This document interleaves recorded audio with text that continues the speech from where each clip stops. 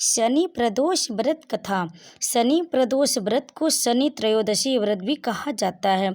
प्रदोष व्रत हर महीने की त्रयोदशी तिथि को रखा जाता है। तो दोस्तों, आज हम सुनेंगे शनि प्रदोष व्रत कथा। हिंदू धर्म में शनि प्रदोष व्रत का विशेष महत्व है। शनिवार के दिन पड़ने वाले प्रदोष व्रत को शनि प्रदोष के नाम से जाना जाता है। साल 2025 का पहला शनि प्रदोष व्रत 11 जनवरी 2025 को है। प्रदोष व्रत भगवान शिव और शनिवार का दिन शनि देव को समर्पित है। मान्यता है कि शनि प्रदोष व्रत में भगवान शिव, माता पार्वती व शनि देव की पूजा करने से जीवन में सुख समृद्धि आती है और सभी मनोकामनाएं पूर्ण होती हैं, परेशानियों से छुटकारा मिलता है। शनि प्रदोष व्रत के दिन शिव पूजन के समय इस व्रत कथा का श्रवण करना चाहिए। तो चलिए सुनते हैं शनि प्रदोष व्रत कथा। उससे पहले दोस्तों, अगर आप हमारे चैनल पर पहली बार आए हैं तो हमारे चैनल को सब्सक्राइब जरूर करें और कमेंट में जय शनिदेव अवश्य लिखें और इस कथा को अंत तक अवश्य श्रवण करें। तो चलिए प्रेम से बोलिए शनि देव महाराज की जय। गर्गाचार्य ने कहा, हे महामते, आपने शिव शंकर प्रसन्नता हेतु समस्त प्रदोष व्रतों का वर्णन किया। अब हम शनि प्रदोष विधि सुनने की इच्छा रखते हैं, सो कृपा करके सुनाइए। तब सूत जी बोले, हे ऋषि, निश्चयात्मक रूप से आपका शिव पार्वती के चरणों में अत्यंत प्रेम है। मैं आपको शनि प्रदोष व्रत की विधि बतलाता हूँ, सो ध्यान पूर्वक सुने। शनि प्रदोष व्रत कथा इस प्रकार है। एक निर्धन ब्राह्मण की स्त्री दरिद्रता से दुखी हो शांडिल्य ऋषि के पास जाकर बोली, हे महामुनि, मैं अत्यंत दुखी हूँ, दुख निवारण का उपाय बतलाइए। मेरे दोनों पुत्र आपकी शरण में हैं। मेरे ज्येष्ठ पुत्र का नाम है धर्म, जो कि एक राजपुत्र है, और लघु पुत्र का नाम है शुचिव्रत। अतः हम दरिद्र हैं, आप ही हमारा उद्धार कर सकते हैं। इतनी बात सुन ऋषि ने शिव प्रदोष व्रत करने को कहा। तीनों प्राणी प्रदोष व्रत करने लगी। कुछ समय पश्चात प्रदोष व्रत आया। तब तीनों ने व्रत का संकल्प लिया। छोटा लड़का, जिसका नाम शुचिव्रत था, एक तालाब पर स्नान करने को गया तो उसके मार्ग में स्वर्ण कलश धन से भरपूर मिला। उसको लेकर वह घर आया। प्रसन्न हो माता ने कहा कि माँ, यह धन मार्ग से प्राप्त हुआ। माता ने यह धन देखकर शिव महिमा का वर्णन किया। राजपुत्र को अपने पास बुलाकर बोली, देखो पुत्र, यह धन हमें शिव जी की कृपा से प्राप्त हुआ है, अतः प्रसाद के रूप में दोनों पुत्र आधा आधा बांट लो। माता का वचन सुन राजपुत्र ने शिव पार्वती का ध्यान किया और बोला, पूज्य, यह धन आपके पुत्र का ही है।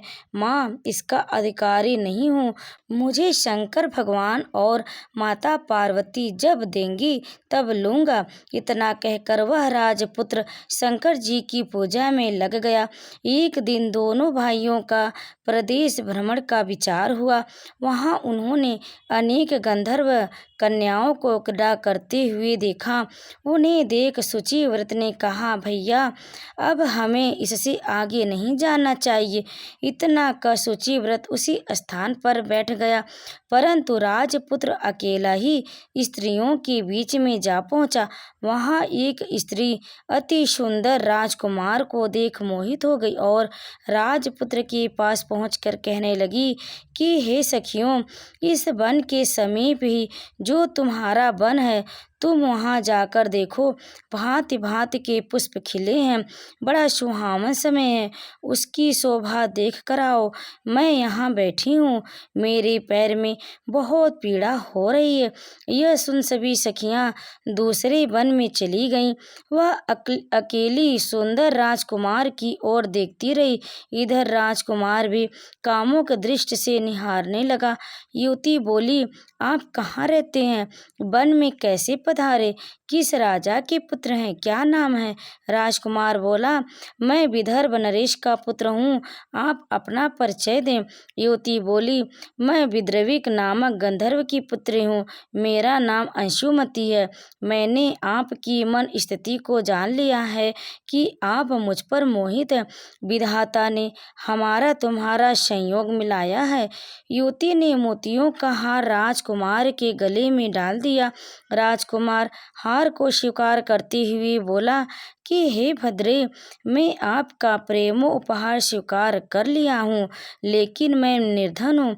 राजकुमार के इन वचनों को सुन गंधर्व कन्या बोली कि मैं जैसा कह चुकी हूँ वैसा ही करूँगी, अब आप अपने घर को जाएं। इतना कहकर वह गंधर्व कन्या सखियों से जा मिली। घर जाकर राजकुमार ने सूची व्रत को सारा वृतांत कह सुनाया। जब तीसरा दिन आया, वह राजकुमार सूची व्रत को लेकर उसी वन में जा पहुंचा। वहीं गंधर्व राज अपनी कन्या को लेकर आ पहुंचा। इन दोनों राजकुमारों को देख आसन दे कहा कि मैं कैलाश पर गया था, वहां शंकर जी ने मुझसे कहा कि धर्मगुप्त नाम का राजपुत्र, जो इस समय राज्य विहीन निर्धन है, मेरा परम भक्त है।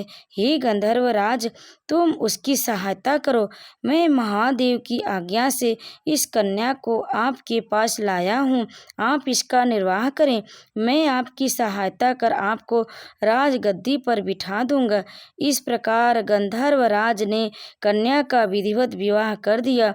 विशेष धन और सुंदर गंधर्व कन्या को पाकर राजपुत्र अति प्रसन्न हुआ।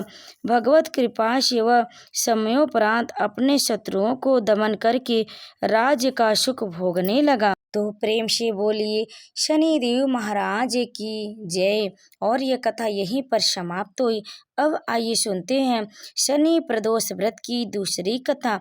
शनि प्रदोष व्रत कथा के अनुसार प्राचीन काल में एक नगर में सेठ थे। सेठ जी के घर में हर प्रकार की सुख सुविधाएं थी, लेकिन संतान नहीं थे। कारण सेठ और सेठानी हमेशा बहुत दुखी रहते थे।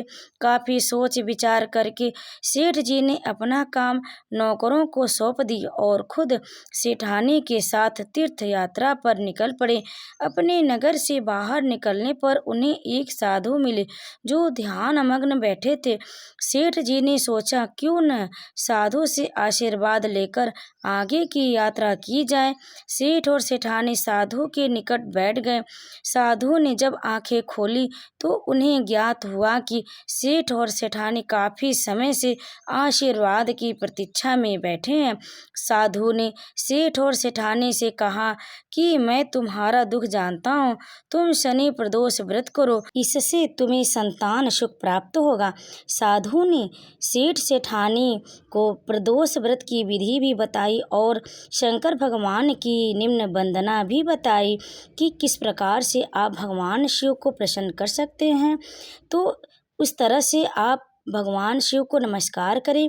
हे रुद्रदेव शिव नमस्कार है, शिव शंकर जगत गुरु नमस्कार है, हे नीलकंठ सुर नमस्कार है, शशि मौली चंद्र शुक नमस्कार है, हे उमाकांत सुधि नमस्कार है, उग्रत्व रूप मन नमस्कार है, ईशान ईश प्रभु नमस्कार है, विशेश्वर प्रभु शिव नमस्कार है।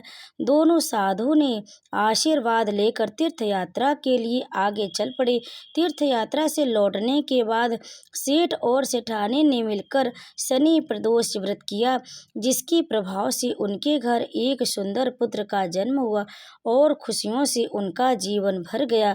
तो प्रेम से बोलिए शिव पार्वती की जय, शनि देव की जय। और यह कथा यहीं पर समाप्त हुई। कथा को अंत तक सुनने के लिए आप लोगों का बहुत बहुत धन्यवाद। अगर आपको हमारी यह कथा पसंद आई हो तो वीडियो को लाइक करें, शेयर करें और कमेंट में जय शनिदेव अवश्य लिखें। अगर आप हमारे चैनल पर पहली बार आए हों, आपने हमारे चैनल को सब्सक्राइब नहीं किया, तो प्लीज़ हमारे चैनल को सब्सक्राइब ज़रूर करें और चैनल से हमेशा जुड़े रहें।